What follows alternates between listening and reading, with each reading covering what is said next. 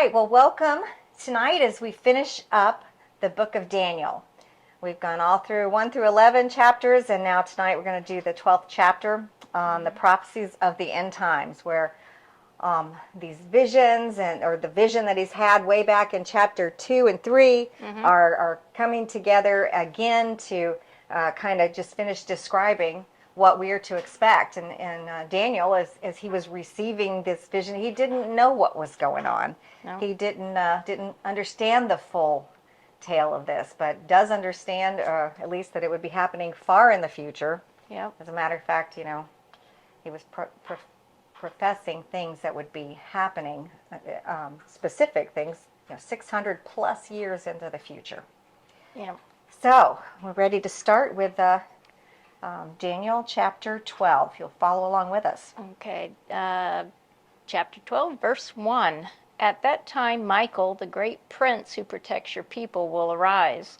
There will be a time of distress such as has not happened from the beginning of nations until then. But at that time, your people, everyone whose name is found written in the book, will be delivered.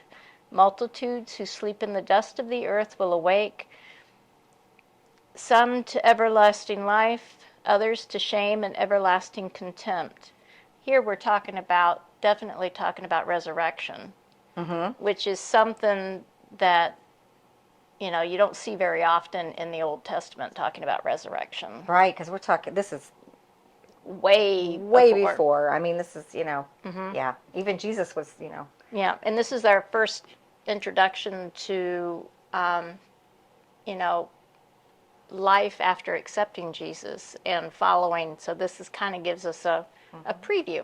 Right, and as it's to the New Testament almost. That's true. Yeah. As it's talking, at the time when it's talking about it, it's the time of the end of the evil king, the end of the second coming of Christ.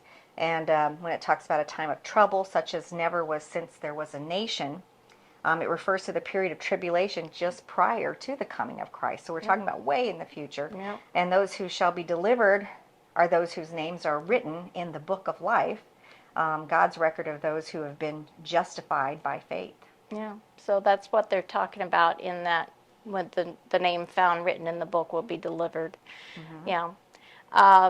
Verse 3, those who are wise will shine like the brightness of the heavens, and those who lead many to righteousness like the stars forever and ever. But you, Daniel, roll up and seal the words of the scroll until the time of the end. Many will go here and there to increase knowledge. So God's telling him to just kind of put it away because it's not really for his time yet. It's in the future, by telling him, roll up and seal the words, But he also says, too, that the words of the scroll, many will go here and increase their knowledge. So that kind of tells us that people are going to come back and read this in order to try to understand the future as well, and the future comings. At least that's what I got out of reading it. Yeah, me too. And it's like it's showing that he's encouraging Daniel, even though he knows this is going to be in the future, to make sure the many do get this. Yeah, and to preserve it so that people can come back and read it. Okay, so now we're on verse 5. Then I, Daniel, looked, and there before me stood two others, one on the bank of the river and one on the opposite bank. One of them said to the man clothed in linen, who was above the waters of the river, how long will it be before these astonishing things are fulfilled? The man clothed in linen, who was above the waters of the river, lifted his right hand and his left hand towards heaven, and I heard him swear by him who lives forever, saying, it will be for a time, times, and half a time. When the power of the holy people has been finally broken, all things will be completed.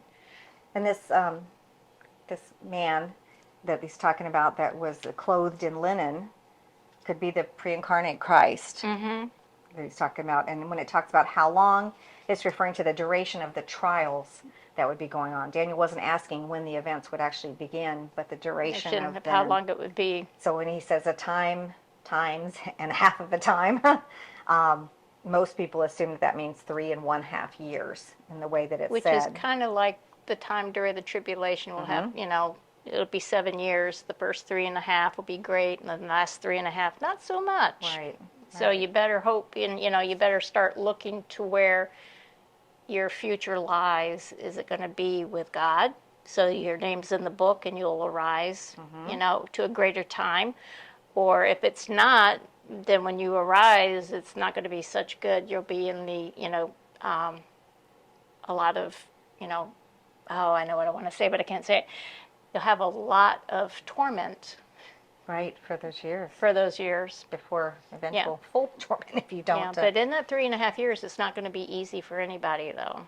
The last 3.5 years. But that's when, in the book of Revelation, which we probably will get to at but that one's more difficult to get into because that's really in depth. It's a deep book, but we'll get there. Yeah. Where are we at? On 8? Yes. I heard, but I did not understand, so I asked my Lord, what will my Lord, what will the outcome of all this be?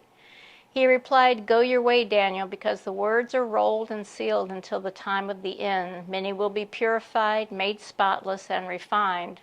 But the wicked will continue to be wicked. None of the wicked will understand, but those who are wise will understand. 11. From the time of the daily sacrifice is abolished and the abomination that causes desolation is set up, there will be 1,290 days. Blessed is the one who waits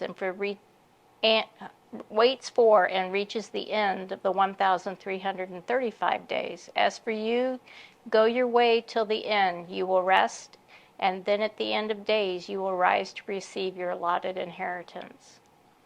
So back in verse 10, when it's talking about many will be purified, made white, and refined, it's talking about suffering. Suffering is what's going to refine the righteous, but the wicked are going to continue in their evil ways during that time period. And with this 1,290 days, there's various interpretations suggested for that number of days, but one significant interpretation is that these days refer to the middle of a 7-year period of tribulation prior to the coming of Christ. We said at that time the Antichrist is going to abolish the abominable and idolatrous sacrifices that he has established. So the Antichrist will be showing up during that time. Yep. Towards the end of that, like you had said. So. Yeah. And the 13 is by telling him, you will rest, and at the end of days you will rise to receive your allotted inheritance. So Daniel knows what he's going to look forward to when the time for the resurrection to come. Right. So what have we gleaned from this entire study of Daniel is that Daniel stuck to what he believed in, even though he was a young teenager when he was captured and taken to a completely different land. He stuck to his beliefs and what he felt he was supposed to do as a Jewish man. And he was not afraid to tell his beliefs. He was also not afraid to tell the kings what was going to happen and how to and interpreted their dreams and actions. That takes a lot of guts right there. And in those dreams, because of his faithfulness, he was given those interpretations of dreams and the vision that let them know what was going on in the time of Babylon, that he was there with King Nebuchadnezzar, and it's carried him all the way through these different interpretations and on into the future that Daniel wouldn't live to see, but that we will, are still involved in now, and we'll see to come in our future and beyond. Yep. So it's a really good study, and the main focus on it, I believe, is for us to stay close to Christ, seek him out, and to stay dedicated to our beliefs, not compromise. Compromising takes all that away. Yeah, don't give in to temptations, because he had a lot of temptations put in front of him. Because they also had people that were trying to get him and make him slip up, and that didn't help, didn't work out either. Right. I mean, the book of Daniel, it starts off kind of, as an introductory to the meat and potatoes of the last 3 chapters. Right. Because you see God working in his life, and you see how people who knew God kind of fell away, and then, come back with Nebuchadnezzar and people who knew it, who didn't care. Right. You They know, were warned, so, and which is a lot like didn't get- today too. People know God is, people know God is in taking care of us. The ones that are wise, have accepted Him and have come to receive Him and depend on Him to help. And then, like it says, the wicked's going to continue wicked. So those look at Him and they go, they don't care. They think it's just a story.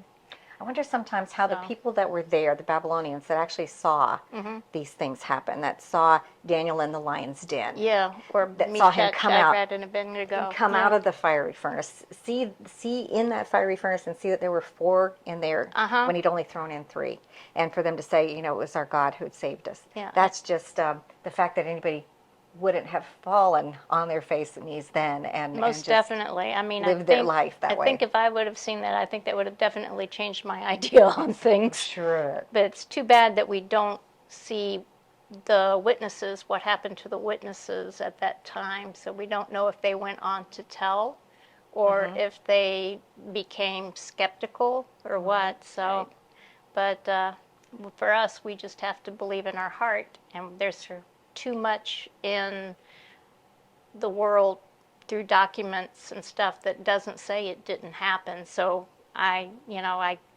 we have to believe that all of this is going to come true because it still sounds like a mirror of what's going on today. Right, right. And Daniel knew and asserted the fact that God of Israel was the sovereign God, the one Yes. true God, and those that opened their hearts to it came to know that. So Yep.